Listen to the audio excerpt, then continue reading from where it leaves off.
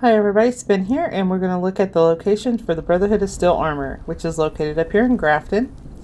I don't have this tag, so we're going to have to start at Morgantown, and I'm just going to walk along the rail tracks. Now there is a random encounter location along these railroad tracks, so just be aware of that. So it could be friendly or it could be foe. I think when I come up here, it's going to be foe. Anyway, but one of the reasons I wanted to show you the Brotherhood of Steel Combat Armor mod was because it's a really good mod. The heavy combat armor is really good. It's balanced. It is great for especially somebody like me who is a casual gamer. I don't know if I would really say I'm a casual gamer. I game a lot. But I do have a full-time job, so I don't get to game as much as I want. But it was really balanced, and it offered me the protection that I needed as I developed my character. And then getting the Brotherhood of Steel mod for that heavy combat armor was just a game changer for me. I felt invincible, although it's not the best armor. But it is a great armor to have, especially if you're working toward what I call the dream armor. And my dream armor set was Secret Service. And I'm doing the same thing with this character. Her dream armor set is going to be a Secret Service set. But it is time. We've hit the right level that we need to actually pay attention to our armor and go get the heavy combat armor. And I just don't know if she's going to have enough caps to get it all, but at least I can show you locations. So the first place that we're going to come up to is on the railroad tracks is the Grafton Railroad Station. We're going to go ahead and tag that. This is not the vendor we are looking for. So the one that we want is in Grafton itself. So it makes it a little bit more difficult to get there with the super mutants, possible robots, some could be scorched, and there could be a Grafton monster, depending on what is going to pop up. And it looks like we're doing Grafton Day, and that's going to be a Grafton monster. Robots, super mutants. So, fun times. There we go. We'll see if she can do it with her broken armor right now. I've been switching armor often with her, this character. As soon as I got a better piece of armor that offered more, I just dropped whatever else I had. Because sometimes tracking down a full set of armor is hard. But this combat armor is easier.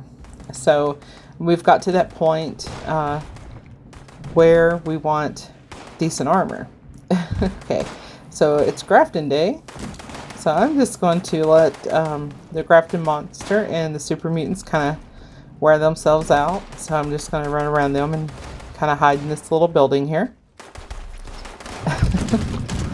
And I'll take some shots out the window. So I'm going to use my environment to my advantage here. So I've got a little bit of cover and I can tuck away and have enough time to stim pack. There we go. I can find the words, I promise. After that's taken care of, we take care of these few super mutants here. So it'll be about 3, 4. Usually, you would have one super mutant that was melee that would kind of charge in here with you. And then once he came in, I would dart out and just close the door behind me. And that'll take him a second to actually figure out how to open the door and get out. And I could shoot him from the window. But these guys are just going to take a stand and fight. So we'll fight them on their terms here. Which is fine by me. So, yeah. And you can already see in the corner that the armor that I have is broken again. It doesn't take much to break the armor that I have. But it's this building here. There's 2 flags out front. This is a responder depot. and our vendor bot is here. So let me introduce you all, vendor bot Greg. Everybody, vendor bot Greg. He is the keeper of the BOS Heavy Combat Armor mod. So if you go to notes, and this is what you're looking for, BOS Combat Armor, and you see that it's going to cost you a few caps. I don't have enough caps. Let me sell some stuff. The hard bargain perk or great mentats would make this a bit cheaper. But I can sell some things and get all the pieces that I need. Now the heavy combat armor plans is simply just at the Free States vendor in the White Springs Mall. And you can see here I don't have enough caps to purchase these, so I'm going to have to work on that. But at least I got my BOS mod. So I'm going to switch to my main character. There we go. And I'm going to make a set of each type of armor. And we'll do a little bit of comparison. So it is under the armor workbench, and it's heavy armor. So here's the combat armor. You can do level 20, 30, 40, or 50. So I'm going to do a level 50 set, and I'll just do the whole set. There we go. I got it all made, and I'm going to do some side-by-side comparisons. So let's inspect these. So we'll inspect this one. But you're looking at just adding the BOS mod.